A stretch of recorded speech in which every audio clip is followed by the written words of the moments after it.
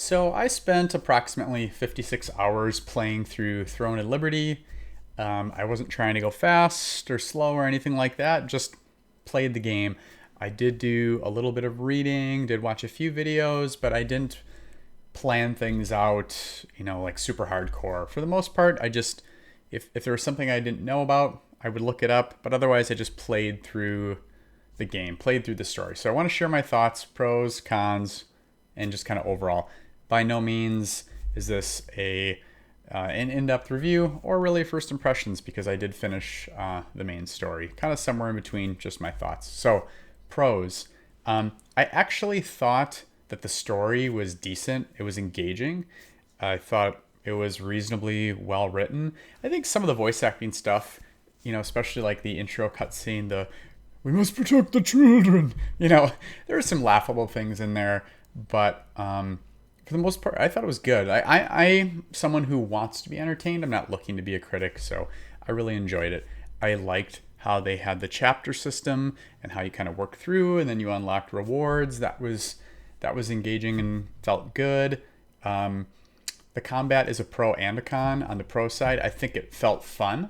I think if you picked a couple weapons that you liked and you learned how to use them and the abilities, I think it felt pretty good. I'll get to the cons later. I think the crafting gearing system was decent. It's unlike anything I've experienced, so I thought it was neat how there were the different tiers of gear. How you work towards getting that tier, the green, the blue, and then eventually the purple, the epic. Getting that stuff and like leveling it up felt good rather than just constantly replacing gear. That was kind of neat. Same with the abilities. I thought it was cool how you would pick different abilities that you liked, try to come up with some synergies, and then use those skill books to level those up. That experience felt good too. So, systems in the game, such as some of the things I just mentioned, there were a number of systems, there were a number of currencies, not as much as I thought there was going to be, and it wasn't as overwhelming as I thought it was going to be. Once you learned them, it felt pretty good interacting with those systems. Even the contract systems, going out and kind of doing what amounts to like daily type quests to get certain resources that you're after. That felt pretty good too. So overall, well, I'll get to the overall, but I guess kind of like just wrapping up the pros, it was a good experience. I enjoyed my time playing. On the cons, the combat did feel a little janky sometimes, especially melee, especially with abilities that were melee distance only.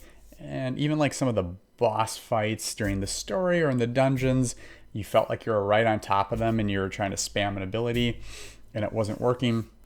It didn't feel awesome. The active block dodge system, that felt somewhat rewarding. But yeah, it doesn't feel as fluid as a lot of other MMOs, but it wasn't so bad where I just immediately quit the game. It was somewhere in between. I'd say a little bit more good than bad, but it definitely didn't feel great. It doesn't feel good enough for me to want to just go constantly do a bunch of content or contracts or something like that over and over and over again just to experience the combat. But like I said, it wasn't so bad that it made me want to just delete the game. I didn't like some of what it felt like to me was material time gating. There were times where I wanted to be able to craft some extra pieces of green gear to use the lithograph system, which was like a book where you take gear that you're not going to use and you basically turn it in, and if you turn in like 4 of the same type of item at, let's say, the green level, it unlocks a blue item. That was kind of cool, but I felt like some of the materials you needed to create things were kind of gated. The contract system, it could just be my inexperience. The contract system did allow you to accept enough contracts where you could go out and do the daily type quests to get some of those resources so you could make more stuff. That helped a bit. But yeah, it did feel a little time gatey. I could be wrong on that. Not all the systems were fully taught in game. They did introduce you. There were NPCs and there were, pieces of dialogue that did introduce you to systems. I feel like they could have done more to teach you about them a little bit more in depth. So, kind of a con.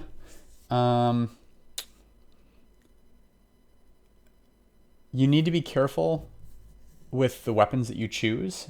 In the beginning of the game, they make it really easy for you to try all the weapons, but I think they need to somehow let you know that, hey, if you're going to play halfway through and then decide you like a different weapon better, it's going to be kind of tough for you. So I think they need to tell you to choose something and stick to it some way, or make it easy, make some kind of easy catch-up mechanic where you can gain a bunch of skill books to skill up your or to upgrade your weapons if you decide to switch to a different weapon. So the fact that you have to kind of be careful what you pick and stick to it is a little bit of a con for me as well. The big one is probably the RMT, pay to win aspect. So the fact that you spend real money on a currency and it's the only way to get that currency, and then you sell items, or you can buy and sell items in game. So yes, you can, I guess, earn epics and then sell them and then gain that currency. But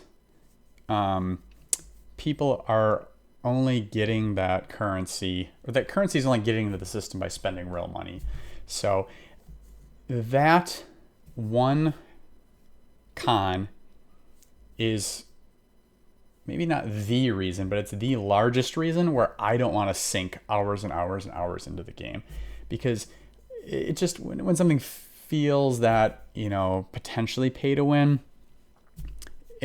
if you're really going to dump a ton of time in, it feels like you kind of have to become a whale. That could be not true, half true, but it just, I've seen other feedback about it. It's there in the game. I don't love those sorts of systems, so that's a big con for me. I think overall, in summary, this game is fun and worth a playthrough. It's worth playing through the whole story, unless you're just the kind of skip kind of person. If you can enjoy a story at all, the game is fun enough where it's worth your time to play through the story and try some of the other pieces of content. There's fun, cool stuff in there. There's the secret dungeons, which are solo boss encounters. There's the co-op dungeons. There's the public outdoor dungeon areas that during the day you're just farming for items, or during the night it's full-on PvP. There's an arena system. So I would say it's worth playing through the story. It's worth trying each of those pieces of content. And if you're enjoying it, it's well worth spending $20 for both a battle pass and a leveling pass. If you think about it, that's a lot of hours, like a single player game essentially. And most of the time those games cost at least $60. I think that the bonus items and things that you get from the battle pass and from the leveling pass, if you're going to sit down during a month and play through it, is definitely worth it. If you're buying a battle pass, it's time gated, right? You have to play during that time. The leveling pass is you just buy it once and it unlocks additional rewards as you hit each level, and it never expires. So in my mind, it's like, hey, this game was actually kind of fun. It's free to play.